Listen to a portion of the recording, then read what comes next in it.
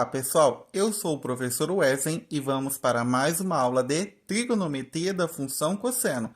Pessoal, nesta aula você vai aprender a esboçar o gráfico da função cosseno de x. A gente vai utilizar aqui o ciclo trigonométrico da função cosseno correspondente ao ângulo aplicado. Pessoal, lembrando que quando o ângulo é positivo, a gente conta para cima no sentido anti-horário. E quando o ângulo é negativo, a gente conta no sentido horário. Para fazer esse gráfico, a gente vai utilizar esta malha, que corresponde ao intervalo de menos 2π até 2π, representadas no eixo horizontal, sempre em radianos mesmo, tá, pessoal? E também a gente vai aprender aqui no eixo y, que corresponde ao valor da função, ok? Continuando, lembrando que o intervalo entre os números do eixo x aqui vai ser sempre π sobre 2, tanto para frente quanto para trás, tá? Lembrando que este lado direito é o meu lado do ângulo positivo, na qual a gente conta sempre no sentido anti-horário na circunferência, e o outro lado, que está representado pelos ângulos negativos, a gente está contando sempre no sentido horário dentro da circunferência, ok? Esse menos 2π que eu estou marcando aqui, a gente sempre vai começar aqui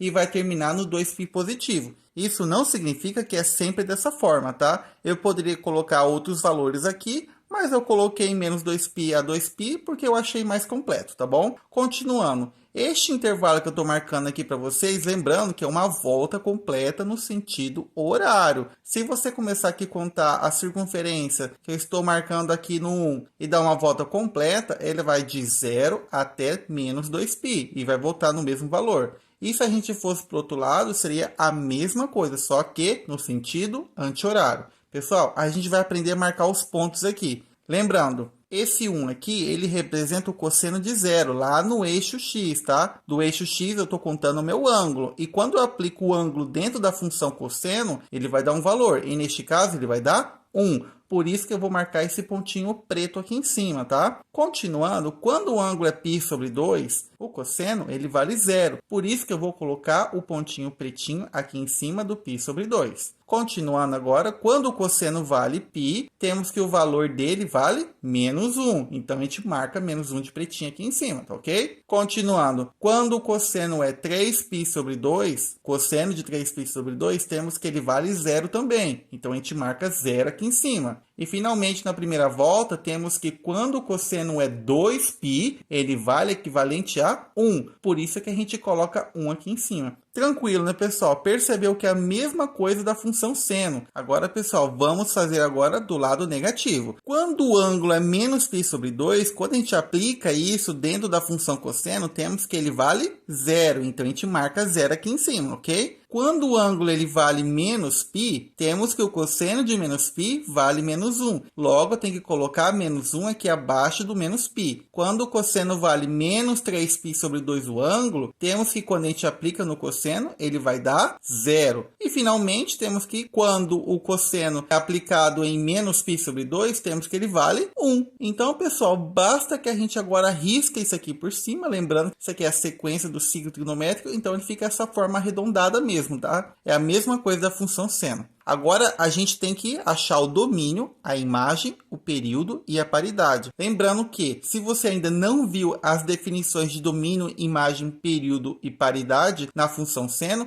eu aconselho você ir na função seno primeiro, ver as definições e voltar aqui no vídeo. Lembrando, pessoal, primeiro a gente vai achar o domínio. De um jeito bem simples, o domínio, pessoal, simplesmente você vai olhar no eixo x e vai verificar. Existe algum lugar onde a função não está indo? Tem algum problema? Não, né? Se a gente continuasse essa reta x aqui, a gente continuaria o gráfico da mesma forma? Sim. Então, neste caso, quando não tem problema no eixo x, dizemos que o domínio é o próprio R. Esse R representa os números reais. Pessoal, agora vamos para a imagem. A imagem também é bem tranquila. Por que a imagem é bem tranquila? Você está percebendo que quando a função está passando aqui no eixo y, você percebe que é no máximo número 1 e na parte de baixo ela é no mínimo menos 1. Então, elas têm um intervalo fechado entre menos 1 e 1. Logo, a imagem também é menos 1 e 1. Significa que a função cosseno ela é limitada em menos 1 até 1. Sempre com intervalo fechado, ok? Pessoal, agora vamos determinar o período. O que é o período período mesmo. É o valor em si dentro do eixo x na qual a função começa a se repetir. Agora vamos ver aqui o seguinte, ó. Vamos começar mesmo aqui no menos 2π. Até onde que essa função vai que ela volta a se repetir? Lá no zero, tá vendo? Que quando é 1, ela volta a fazer a mesma coisa? Então, esse intervalo é de quanto? Menos 2π. Mas olha o outro lado. É a mesma coisa quando a gente vai 2π. Olha, só que o intervalo é sempre positivo, tá? Olha esse aqui. De 0 até 2π, temos que o intervalo é de 2π. Logo, meu período é 2π. Novamente, pessoal, o que significa período 2π? Significa que toda vez que ela começa a se repetir, ela demora 2π no eixo x. Se você fizesse 2π novamente para frente, até 4π, por exemplo, você ia perceber que ela começa a se repetir. Neste caso, é a mesma coisa que você pensasse no ciclo trigonométrico. Por quê? Quando ele termina uma volta, ela começa uma mesma volta nos mesmos lugares. É a mesma coisa aqui. E agora vem a paridade.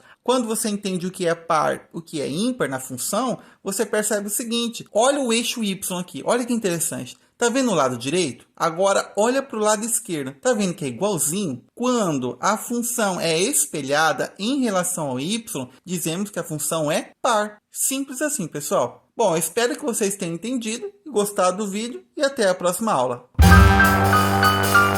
Ah, pessoal, e não se esqueça, se você não é inscrito, se inscreva.